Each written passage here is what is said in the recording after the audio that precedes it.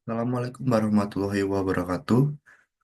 Kami dari kelompok Fiktren akan menjelaskan hasil kerja kami selama 1 semester pada mata kuliah ADPL yang dimana kami mengangkat tema Quality Attribute untuk aplikasi penyewaan fasilitas olahraga milik pemerintah olahraga. Selanjutnya akan dijelaskan oleh teman saya yaitu Raski pada bagian tujuan dan deskripsi.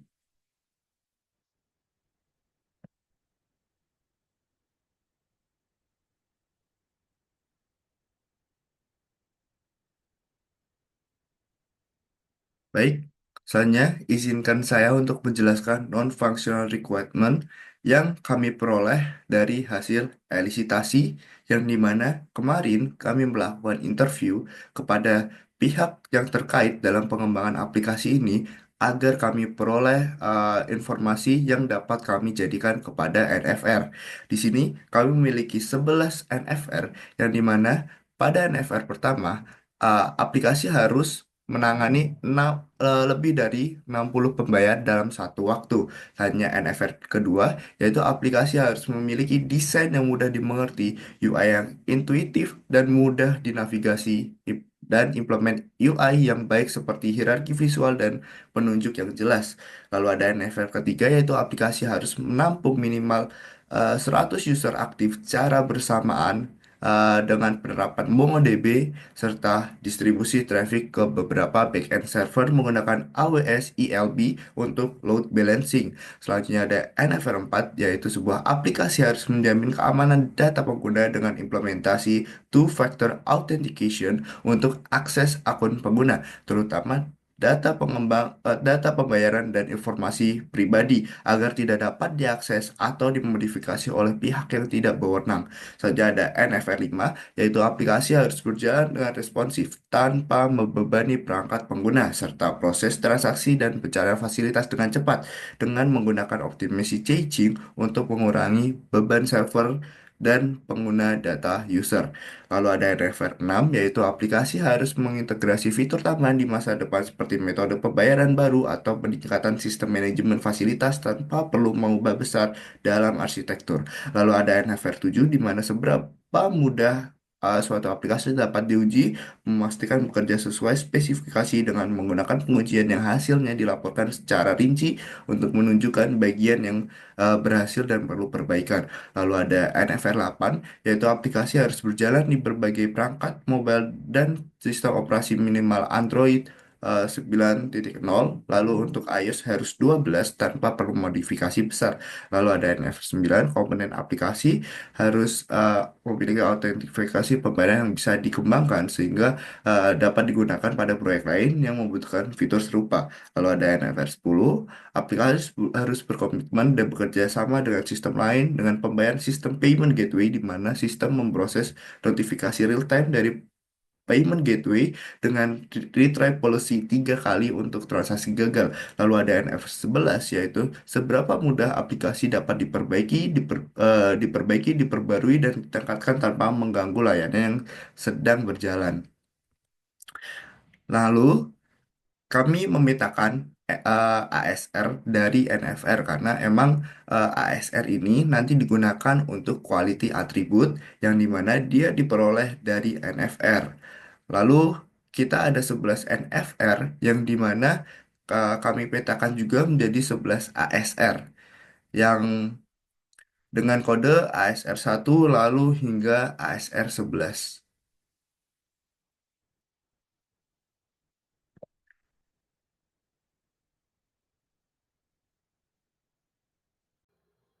Assalamualaikum warahmatullahi wabarakatuh. Perkenalkan, nama saya Muhammad Raski Abdi Pratama. Di sini saya akan menjelaskan untuk deskripsi tugas besar dan juga tujuan dari dokumen quality attribute pengembangan aplikasi yang kelompok kami beri nama Fitran. Fitran adalah sebuah aplikasi digital yang dirancang untuk memudahkan masyarakat dalam menyewa dan membayar fasilitas olahraga milik pemerintah, seperti stadion, lapangan futsal, dan gedung olahraga lainnya. Yang mana saat ini proses penyewaan masih sering dilakukan secara manual, sehingga banyak menimbulkan berbagai permasalahan seperti kurangnya akuntabilitas, pencatatan yang tidak efisien, dan rawan kesalahan dalam transaksi. Dengan Fitren, sistem manual tersebut akan dijadikan digital yang jauh lebih transparan, efisien, dan terarah. Aplikasi ini dikembangkan untuk platform website yang mobile friendly agar dapat diakses dengan mudah melalui berbagai perangkat, yang mana ini sesuai dengan kebiasaan masyarakat modern yang sangat dekat dengan dunia digital dan aktif dalam kegiatan olahraga. Selanjutnya untuk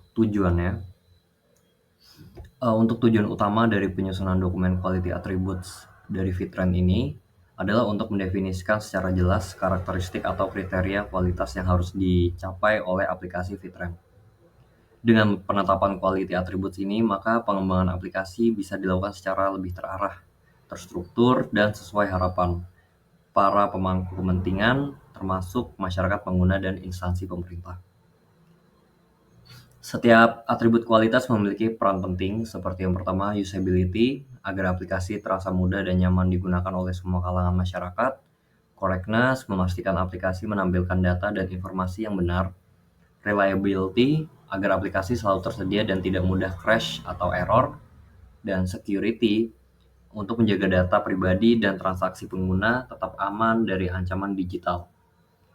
Selanjutnya untuk efisiensi, supaya aplikasi berjalan dengan cepat dan hemat sumber daya, dan flexibility agar aplikasi bisa berkembang untuk mengikuti kebutuhan di masa depan.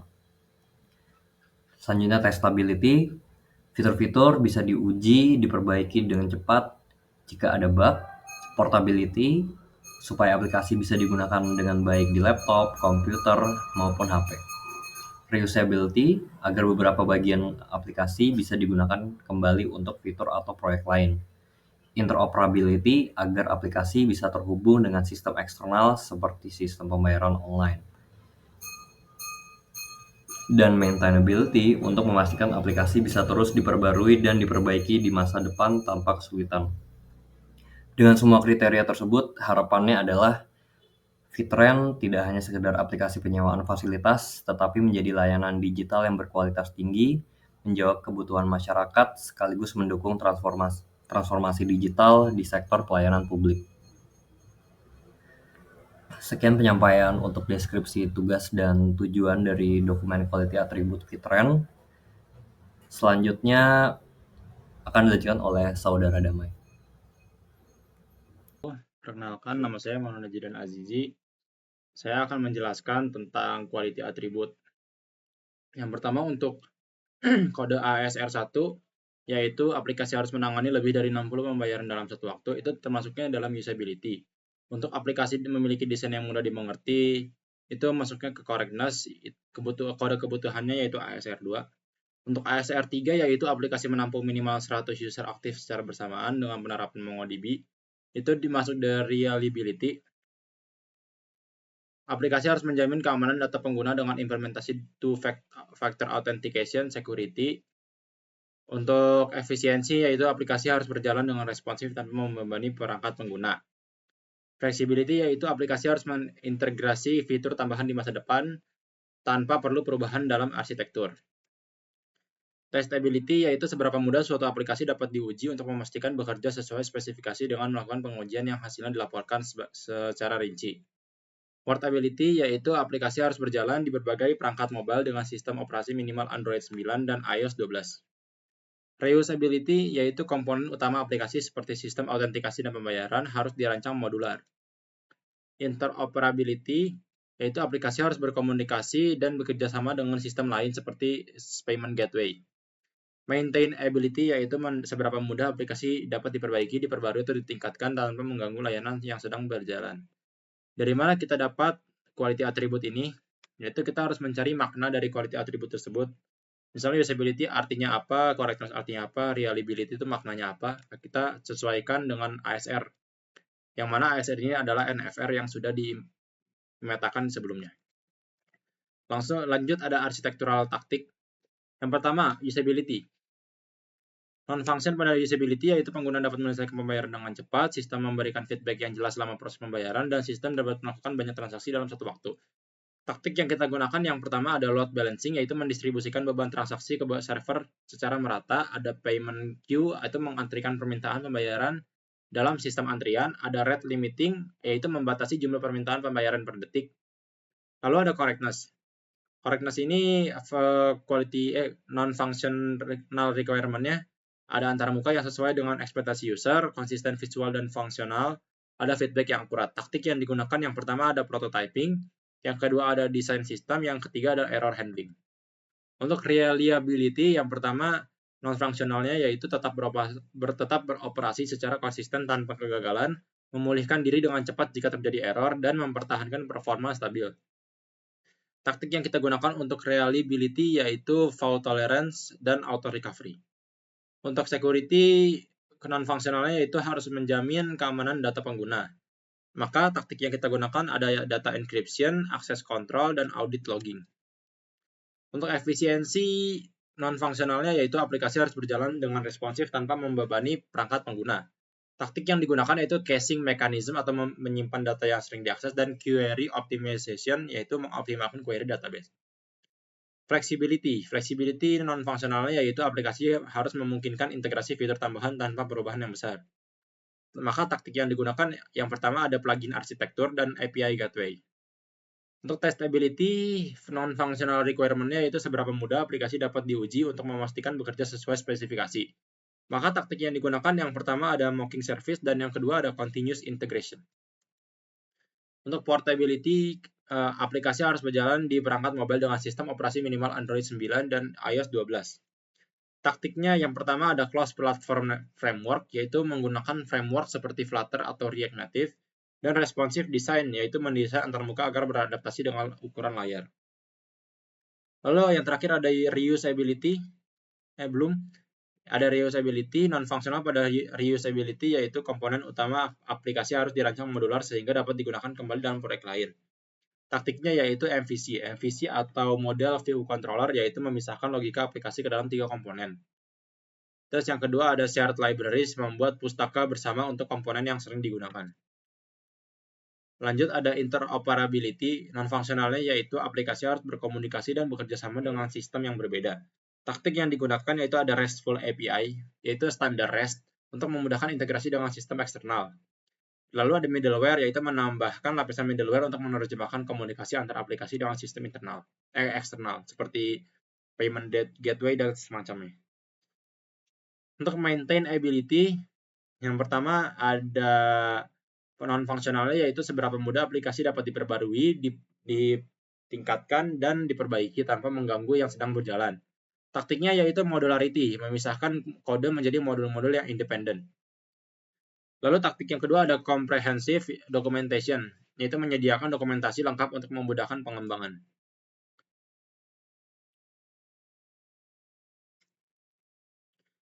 Terima kasih, bisa dilanjutkan ke teman saya Ilham. Baik, di sini saya akan menjelaskan tentang architectural pattern. Untuk architectural pattern yang kami pilih pada proyek kami yaitu adalah MVC. MVC atau Model View Controller adalah pola arsitektur yang memisahkan antara aplikasi menjadi 3 komponen utama. Pertama ada model untuk bertugas mengelola data dan logika bisnis. Lalu ada view untuk menangani tampilan antarmuka pengguna atau UI. Lalu yang ketiga ada controller untuk menghubungkan model dan view dan memproses input pengguna. Lalu di sini ada gambar ilustrasi sederhana dari alur MVC. Lalu untuk alasan pemilihan MVC sebagai pattern yang kami gunakan, yang pertama karena pemisahan tanggung jawab agar kode lebih terorganisir dan mudah dipahami. Lalu yang kedua, kolaborasi tim lebih efisien, membuat developer bisa kerja secara paralel front end dan back end. Lalu yang ketiga, pengembangan cepat dan terstruktur. Semisal ada penambahan fitur, misalnya integrasi pembayaran, tidak akan mengganggu sistem utama. Lalu yang keempat, mudah diuji dan dipelihara. Unit testing atau pengujian unit akan menjadi lebih efisien untuk model dan kontrolernya. Lalu untuk kelebihan FVC sendiri, yang pertama ada skalabilitas, yang dimana mudah untuk menambah fitur baru, misalkan seperti tadi metode pembayaran tambahan. Lalu yang kedua reusability, komponen seperti modul autentikasi bisa dipakai berulang kali. Lalu yang ketiga, stabilitas layanan publik. Struktur terorganisir mendukung layanan yang andal. Lalu ini utility tree. Utility tree dari project kami. Ada usability, correctness, reliability, integrity, efficiency, flexibility, testability, portability, reusability, interoperability, dan maintainability. Lalu ini adalah tabel hubungan FVC dengan ASR. Untuk ASR dengan kode ASR 1 dengan QA usability, kontribusi dari MVC-nya itu view menyediakan yang terbuka intuitif, lalu controller memastikan feedback jelas selama transaksi.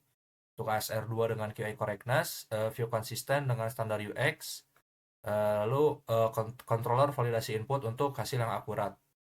Lalu untuk ASR dengan QA reliability, model terpisah memungkinkan replikasi data, lalu controller handle error tanpa adanya crash.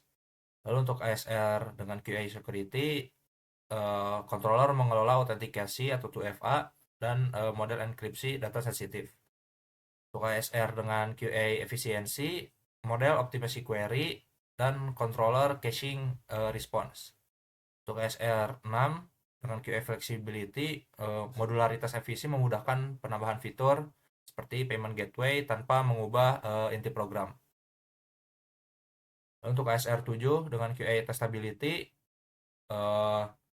kontribusi FVC-nya pemisahan komponen, model atau controller memungkinkan unit testing yang terisolasi. Lalu ASR 8 dengan QA portability, view berbasis web responsif, dan controller independen dari platform. Lalu ASR 9 dengan QA reusability, komponen seperti model atau logika bisnis dan controller bisa dipakai ulang di proyek lain. Lalu ASR 10 dengan QA interoperability, controller berkomunikasi dengan eksternal, seperti contohnya payment gateway via API. Lalu yang terakhir ASR 11 dengan QA maintainability, pemisahan tanggung jawab atau MVC memudahkan debug dan update. Lalu selanjutnya akan dilanjutkan oleh teman saya Tubagus. Saya Tubagus Aulia Arsibatul Haikal dengan NIM 10302231 akan mempresentasikan komponen diagram dan deployment diagram. Yang pertama dari komponen diagram ada subsystem client device. Pengguna bisa mengakses sistem Fitreng melalui browser, permintaan dikirim ke server menggunakan protokol HTTPS, dan browser menerima serta menampilkan termuka pengguna atau UI dari server. Nah, di subsystem ini ada komponennya adalah internet browser yang memberikan output HTTPS. Lalu ada subsystem web server yang menerima permintaan API dari browser melalui API Gateway, lalu meneruskan permintaan ke backend, frontend menyajikan file statis HTML, CSS, dan JavaScript ke browser. Jadi di subsystem web server ini ada komponennya adalah API Gateway yang menerima HTTPS dan memberikan output API routing. Lalu ada komponen API front-end web page yang menerima API routing dan memberikan output web UI. Selanjutnya subsystem application server yang menerima permintaan dari web server melalui load balancer. Lalu application server Tomcat menjalankan logika bisnis. Servlet menangani permintaan API dan database API menghubungkan ke MongoDB. Jadi di subsystem application server ini ada komponen load balancer yang menerima API routing dan memberikan output request distribution. Lalu selanjutnya ada komponen application server yang menerima request distribution dan memberikan output business logic. Lalu ada komponen API endpoint yang menerima business logic dan memberikan output HTTP response. Lalu ada komponen database API yang menerima business logic dan memberikan output data access. Lalu selanjutnya adalah storage server, subsystem storage server yang menyimpan data aplikasi seperti informasi pengguna, transaksi, dan lainnya diakses oleh backend melalui MongoDB Java driver menggunakan MongoDB protokol. Jadi di subsystem storage server ini ada komponen MongoDB Atlas yang menerima data akses sebagai input dan memberikan output data storage. Selanjutnya deployment diagram.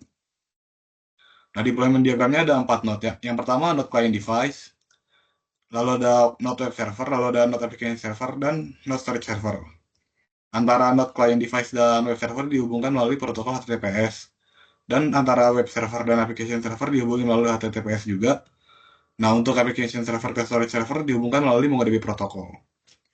Nah, selanjutnya di client device, komponennya ada internet browser yang artifaknya adalah Fitreng website.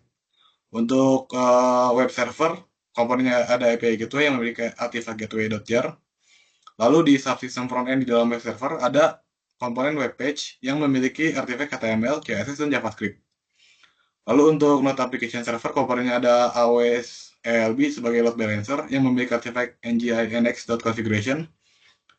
Lalu ada subsystem backend di dalam application server yang komponennya adalah application server yang memiliki artifact Tomcat. Lalu ada komponen database API yang memiliki artifact MongoDB Java Driver.